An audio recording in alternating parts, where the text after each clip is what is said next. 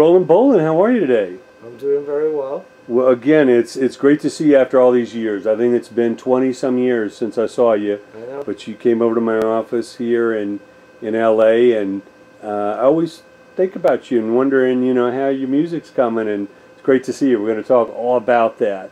But if we could go back, because obviously you got a great backstory, and for those that don't know already, your father is Marc Bolan from TREX, and gone way too soon, but his indelible stamp is still on music. It's 49 years, was actually this September 16th. I know September is a very important month for you. Not only his birthday, my birthday, your birthday, and unfortunately his passing, but again... And then today is actually my dad's birthday. I saw that. 30th, so... September 30th. So it's always a little heavy time for me, but because of the music and because of the good people in my life, I get through it. Yeah, that's why I can sit here now with a smile instead of a tear. Yeah, no, it's, like I say, with our Indie Summit, we celebrate trailblazers, and when we think of that glitter, rock, glam explosion out of England, with Bowie and Sweet and Susie Quattro and so many, Mott the Hoople and Slade and all that. But so many people talk to you about your father's being, the real innovator in there, and putting a little glitter on his face from, a makeup kit or something. Next thing you know, glitter rock was born, and such a indelible stamp. I talked to my uncle about it, and basically from the day my dad basically quit elementary school before going to John's Children, he wanted to be a star. Yeah. And he just, he was only 5'5". He carried that guitar. Like, I can't even carry a Les Paul. Like, he carried it. He demanded that. He commanded it. And, my brother introduced me to Kiss, and I kind of didn't really understand my dad's music that much. Yeah. But then as an adult, when I went to Loyola Marymount, I met Marc Volman, who sang background from the Turtles. Sure. And he was like, "There's this guy with this big hair." He sang on Bang It Gone. Yeah, he was doing Flo and Eddie. Yeah, Electric Warrior. And that's when, as a musician, also, that's when I realized, whoa, they were on to something. And now I can look back and Alice Cooper, and actually going back and see the influence with Slash. Yeah, of course. An influence on Well, I have an interesting story. I helped launch a lot of these artists. I worked with Guns N' Roses in the early days, and friends with Slash and Gilby, and Slash gave Gilby Clarke a very special Christmas present one year, and I just asked Gilby this year, I said, "You still have it?" He said, "I still have it." And it's a big frame picture of your father hanging in Gilby's house. Wow. Slash gave it to him, and it meant so much to Slash and to Gilby, and he hasn't moved it since. I used to play my band, the Brothers Bounce, when we met initially, broke up. I started opening at the Cat Club for the Star Effers. And Gilby once, I was playing with Tracy Guns, and I was killing it that night. Gilby kicked me off the stage and said, "Go home, rookie." No, I've had so much tremendous love for them. They taught me all the things, because I didn't... My mom and my dad always wanted me to get an education. Yeah. But then it's in my blood for the music. So that's why now I'm proud to be making music again. And following the legacy, creating my own legacy, but not being ashamed or not nepotism. Like, my dad deserves the best. He put such a stamp. And I know right now he's smiling. That's it. Absolutely. We're celebrating his birthday with him right now, and like I say, this year we're so proud and honored to induct, David Bowie. And I know David shared a manager, I guess, with Marc at some point. Yeah, they had Tony Howard? Brian, actually David was with Mayman. Okay. But they had Brian Morrison. They were signed to Pink Floyd, and this was a time when Pink Floyd was already on the list. Yeah. And my dad and Bowie were painting the fences for Brian Morrison, but I had a chance to meet him. So that's when they kind of went off. And that's why with Tony Visconti was allowed to, he was in the middle of both of them. Right. But then my dad had his Cockney way. Yeah. And so he moved up that way, but it was a friendly rivalry, but at the end of the day, they were just two working class kids that made it. And that's my heart. And when Bowie passed away, I was actually out with one of my friends, and he played Space Oddity, or Yeah. And next thing you know, I get a text that said he passed away. It didn't really hit me. And next thing you know, it's on the news, and then I realized, so but he's it's the news that you don't want to believe is true. Yeah. When you hear it, you say, please be a hoax, be a rumor, be a some awful prank, but don't. But you know what? He has a beautiful daughter, and whatever I can do to help her, how he helped me. That's what family's for. Yeah. What age did you meet David? When did he reach out to you? Well, I think it was the biggest one was when I was 13 for my coming of age, not my bar mitzvah. But otherwise, we've always been kind of separate and stuff, but we've always been around the same circle. But he reached out and made sure you were cool and everything was okay? Yeah. He was very close. He's fit, like, it was different because I was just a kid, but I know he was a very strong part of our family. Yeah. Did he have any special words for you about what your father meant to him or anything? No, I've never known anything. I just know that at that point you don't really even talk about it. Yeah. It's that's the Yeah. It's that pride that way. Yeah. Well, that's excellent. Like I say, we all draw from inspirations and see people that achieved their dream or did something out of the ordinary, and that's what we like to celebrate, with the indie spirit. We inducted Prince this year, and people that just really blazed a trail. I mean, they were fearless. Somebody that did it for me was Jeff Buckley. It changed my life when I discovered him. Talk about what Jeff's music, what about it spoke to you? Well, I could feel his... Well, it's similar coming from a rock star background, but I could feel his pain, but then also he was very soulful. He was an incredible guitar player and singer.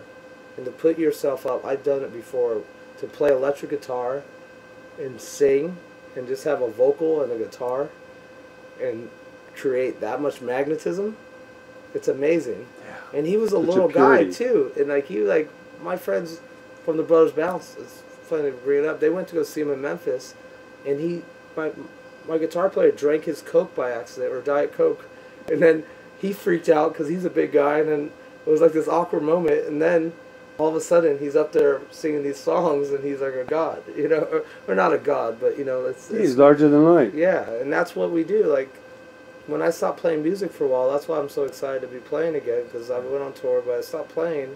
I wasn't the same person.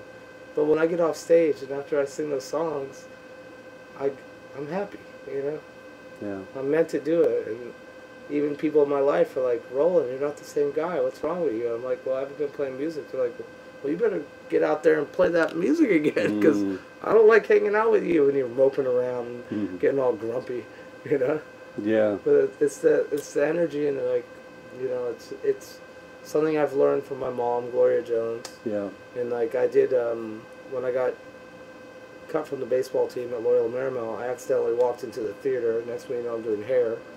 My mom was the original Black Sheila from Hair with Nell Carter, Ben Vereen. This was in New York, or where was it? No, this is L.A. at the Aquarius. Wow. Yeah, and then I'm doing it, and then here we are now, like musical theater. Look at Hamilton now. Musical theater is totally back in the scene. You can never count it out. Now, I understand your mother runs a school, or there's some... Oh, we started a foundation in Sierra Leone, the Marc School of Music and Film. It's about 8 years in. We have about 70 students. Yeah. I had the opportunity to go there and participate, and I didn't realize what I was getting myself into. But there's, if you look on YouTube, there's a version of them singing Walk the Line. It's a bunch of African kids singing Johnny Cash, and they love it. Because it's music. Yeah. We're not trying to save the world. We're not, we're not trying to buy clothes or, music. Yeah, but the arts is an important part of the fabric of our society. Yeah. And they're pulling it out of schools, and it's horrible. it's a real sad state. They think they can cut off things that they don't think are important just because they're a little more esoteric or a little more cerebral, but they're delicate parts of our society. Oh, for sure. You know, every culture there's one rhythm, there's a beat, and whether or not whatever language you're speaking, there's that rhythm, there's that beat, and everybody can dance if they want to. That's horrible. We can dance if we want to, but you know, but for real, it's like Native American. I have Native American Indian blood. You get that drum going, before you know it, if it's right, from 10 years old to 10,000 years old, they'll be dancing. You know. Wow, it's amazing. Yeah. Now, what have you learned from your mom? What did she instill in you that you hold dear? Respect. Dedication, family, and she brought me in this world, and she said she could take me up. No, my mom's an incredible woman. She's really strong, and you know, for her losing my dad, to overcome that, and also the fact that she was driving the car. Yeah. So she went through a lot of pain, but you know, she's always had the best intentions, and she's just an incredible talent to be a black female writer producer for Barry Gordy at that time. No one else was really doing it. She put Lionel Richie in front of the mic. She lost to Ain't No Sunshine for her song with Gladys, If I Were a Woman. And you know, like, she's my mother, and she's 7 years old, and she's still rocking and bopping. And for her now to work on this school. Where's her main residence? Where does she stay? Half the year in Sierra Leone. Okay. And then half the year here in California. Okay. I'm trying to get her to Reno. I think she'd be really great working as like a hostess and like a loud, because Wayne Newton loved her a lot. So you know, I just want her to have she deserves the best. Yeah. You know. Absolutely. Now, when you listen back to your dad's songs, what songs stand out the most? What songs really speak to you? Because obviously a lot of people have covered the songs. They've been in movies. What song, you know, means the most to you, and why? Well, I see like, obviously Cosmic Dancer's been one that's been very special because I covered that, and I like to. Every song is a different day. There's a song called Life's an Elevator. That's a little bit the later work when my mom and my dad are doing a lot of stuff, and it was all done out here in Malibu. There's a song called City Port. That's pretty classic. It's from the Zinc Alloy album. Me and my Uncle Richard, God bless his soul, he's my mom's brother, but he was singing on that too. He was like a Barry White guy, you know. But, you know, every day is kind of different. Like, because I really got into a lot of people like Devendra Bernhardt, like, or Bernhardt, whatever, but, you know, a lot of people got into the early Tyrannosaurus Rex stuff. Yeah. Which is kind of my style too, because it's like low grade, 4-track, bongos and acoustic, you know, real hippie and like real chill.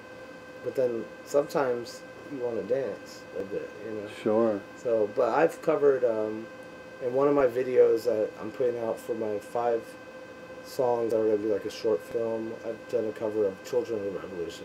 Okay. And I think that one's, you know, you can bump your grind, good for your mind. You know, I don't drive a Rolls Royce because it's not good for my voice, but you know, there's certain songs. It's every day, like, but a lot more people are talking about it now, and sometimes it's a little, you know, I kind of live my own life, so, but now everyone calls me Rolan Bolan. You know, my proper name is Roland Fell, but I go under Rolan Bolan. But yeah, I'm proud of my dad. But now that more people and hearing all these great bands getting involved in all the films, like, it makes me feel comfortable because I remember when Def Leppard put out Rocket. That was the first time I ever saw my dad moving. I would wake up every morning and watch that video when MTV actually played videos. Oh yeah. And that was like the first time I actually saw my dad move every day, and I felt a connection to him. Because otherwise it was just an album cover, you know. Right. It was like I felt the connection, but it wasn't like a rock star. It was just, that's my blood. You know? And then seeing what he meant to Def Leppard, which was absolutely massive, you know, with Sweet and Mott the Hoople and Bowie and Billy Idol. I understand. Billy Idol is... Because he was on my dad's TV show, Generation X. Yeah. And the Dam toured with my dad. And they were making fun of my dad because they were sitting at the pub drinking. And that's when he was going through a health kick because he was trying to raise me, I guess. And then he just said they kept seeing him running around circles around the pub. So he was out jogging. And here they are, like, oh, we're on a rock store with Marc Bolan. And he was getting in shape because I guess, well, actually, no, there's no guessing involved. I brought a new passion to his life. That's why I don't have any kids yet, but I know when I do, that will change my whole aspect of those stuff. Yeah, it's a reason to carry on. And yeah, but I'm here now, and like, it's never been a more exciting time for our family. Yeah. The fans are great. Everybody is really coming together, and I'm stronger than I've been in a long time. It's beautiful. And that's that. I'm just here in LA, but I put up something in England for my dad's anniversary, and people are understanding. Like, just because I'm not there doesn't mean I don't care. Yeah. We're all... Well, music is one thing that transcends borders and countries and languages and all that, especially now with the internet and YouTube. Yeah. You know, the music is out there more than ever, you know. Now tell us about the new music that you're working on and what projects that you're preparing. Okay. Basically right now, I've been working with Thomas Churchill, who's a director that we just happened to meet. And we're basically doing 5 songs, 5 different videos, Children of the Revolution, and then 4 of my originals. And we're going to make it a short film and kind of present it as a piece that way, but also highlight the music.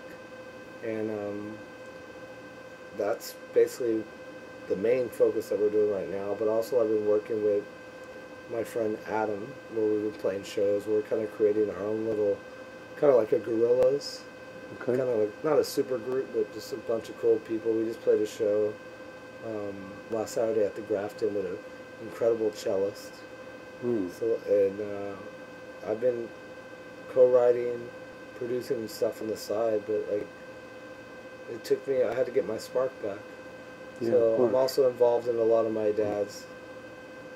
Finally, my family didn't really receive any money, but now I'm more involved in my dad's legacy as far as creating his brand up again. But that's not my focus. That's just out of love, you know. Yeah, of course. But you know, so there's a lot of good stuff going on. Yeah. You know, when you say something like the Gorillaz, you just talking about various people from various groups, or is there some animation or other media or art involved? More various players. Okay. But it could totally turn into, you never know. At this point, we're all sitting in a room together, and the energies were so good, so you never know. Yeah. That's it. We're going with the flow, and then, you know. We just now what group does Adam come from? Oh, he's a solo artist. Okay. And he's played with tons of different people. Yeah. And I've known him for about 12 years. And Celeste, she's a cellist, but she's doing Game of Thrones right now. And then my keyboard player Brian Lapin from the Brothers Balance is doing Blackish and Madame Secretary. So, you know, this is basically everyone's calling for me to get the band back together so we can all get out of the house. We haven't stopped, you know, get on the road every now and then and relax. You know? Yeah. So, not to do all the branding, but it's just whatever fire hit me, it feels good again.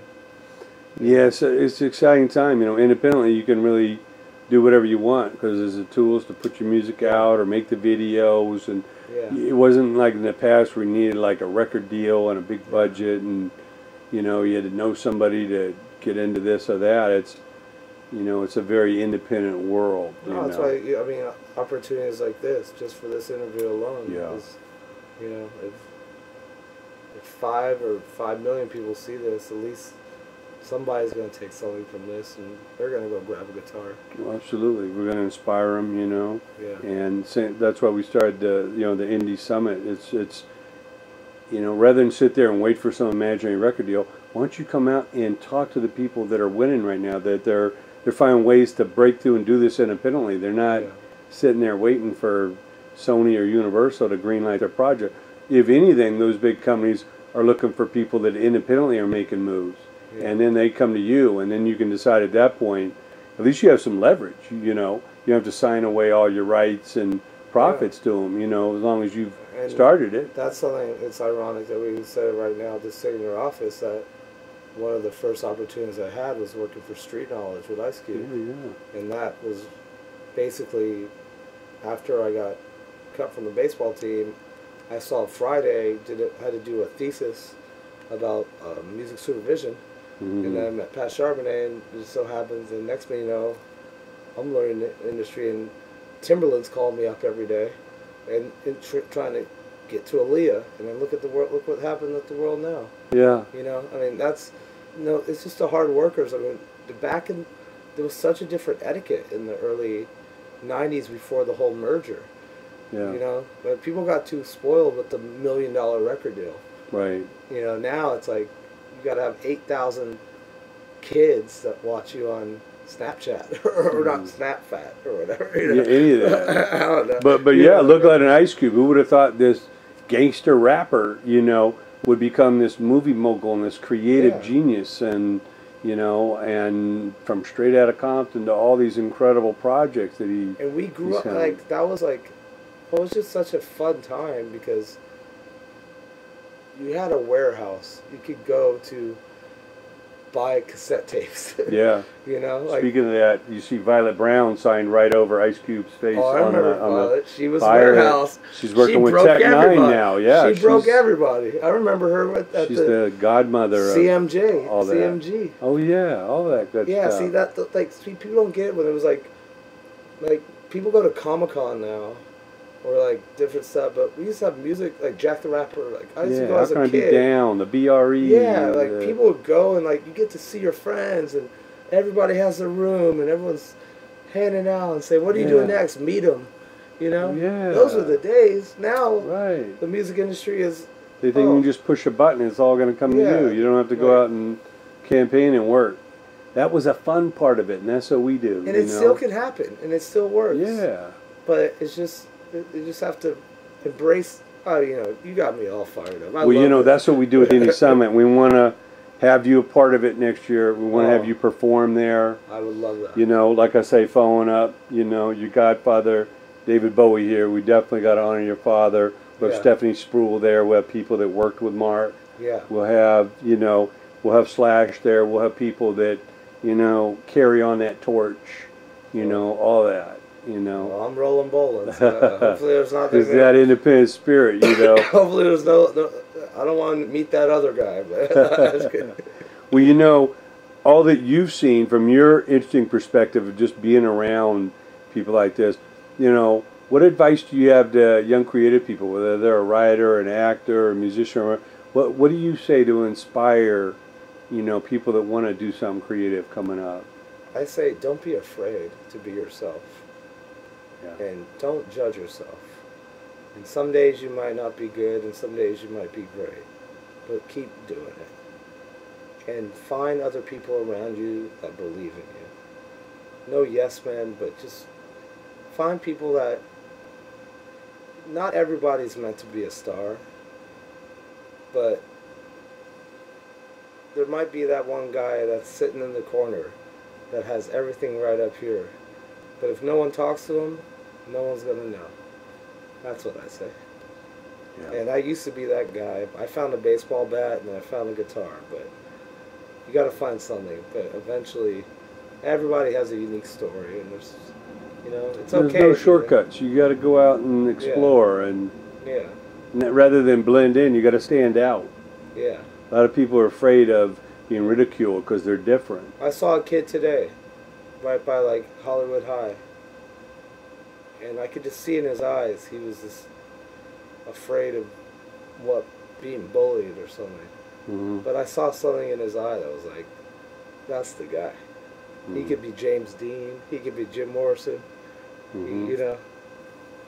I was like, I'm not going near that little kid because he had that look in his eye like he was conjuring up magical things. I was like, I don't need that right now.